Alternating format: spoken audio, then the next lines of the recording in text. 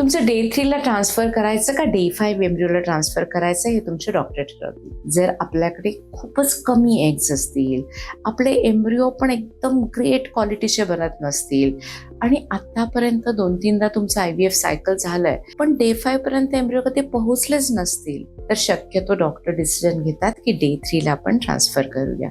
Day 3चे embryo जे असतात ते साधारण 8 सेलर एम्ब्रिओ असतात आणि युजली डे 3 ही स्टेज फॅलोपियन ट्यूबमध्ये असते.